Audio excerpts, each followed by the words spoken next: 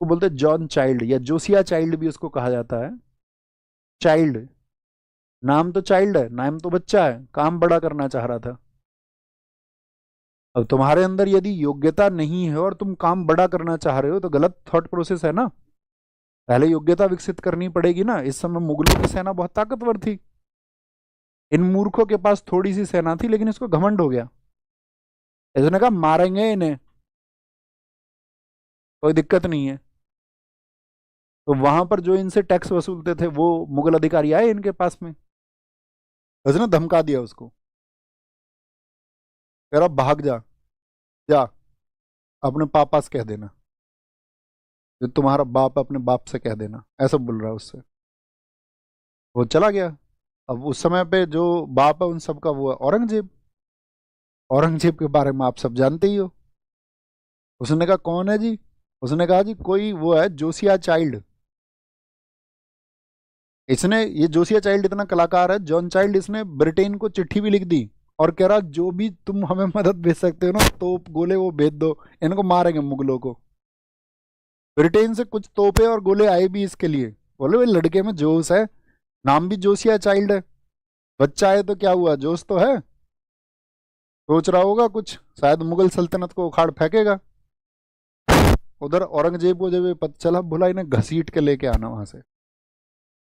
तो जो कलकत्ता का संस्थापक है ना एक जॉब चारनाक, वो भी यहीं पे था, जिन्होंने कलकत्ता को बसाया है।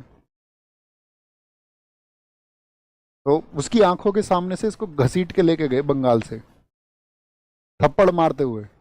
मुगल सेना ताकतवर थी इनके मुकाबले में, इसको थप्पड़ मारते हुए मुगल दरबार में ले गए। बड़ा चर्चित फोटो आता है, शायद मैंने आपको दिखाया भी था पॉलिटी में, ईस्ट इंडिया कंपनी जब मैं आपको वो एक्ट पढ़ा रहा था। तो इससे बोला गया कि सामने लेट जा पहले तो दरबार पे, अब तू नाक रगड़ औरंगजेब के जूते से। तो औरंगजेब ने इससे नाक रगड़वाई। इसने बोला यार ये क्या बवाल हो गया, करना क्या चाह रहे थे, ये तो क्या हो गया, बिना प्लानिंग के बवंडर कर दिया, अरे सब बवंडर हो गया है। अब इसको बोला भाग जाओ यहाँ से। जितने बाकी के अंग्रेज थे मुगलों की कार्रवाई से, वो सब भाग गए फुल्टा द्वीप, कलकत्ता के पास में फुल्टा द्वीप पे जाकर के छुपे सब लोग। तो इसने जोश जोश में गड़बड़ कर दी। उसने कहा एक काम करो, तुम अपने बोरिया बिस्तरा लपेटो सारे अंग्रेज यहाँ से और बाहर निकलो। तो जॉब चारनाक वो समझदार व्यक्ति था उस समय जिसने अंग्रेजों की इस स्थिति को संभाला।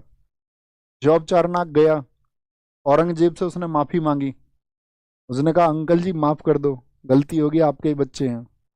हट दूर, अंकल जी प्लीज माफ कर दो, आपके बच्चे हैं, खाने के लाले पड़ जाएंगे, क्या खाएंगे जिंदगी में, कुछ है ही नहीं, अपना देश वतन छोड़ के यहाँ आ गए हैं।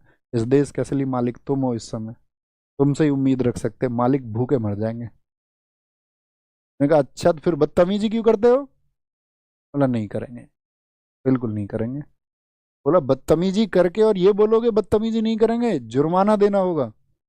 अंकल जी दे देंगे, जुर्माना होगा 1.5 लाख रुपए। अंकल जी दे देंगे।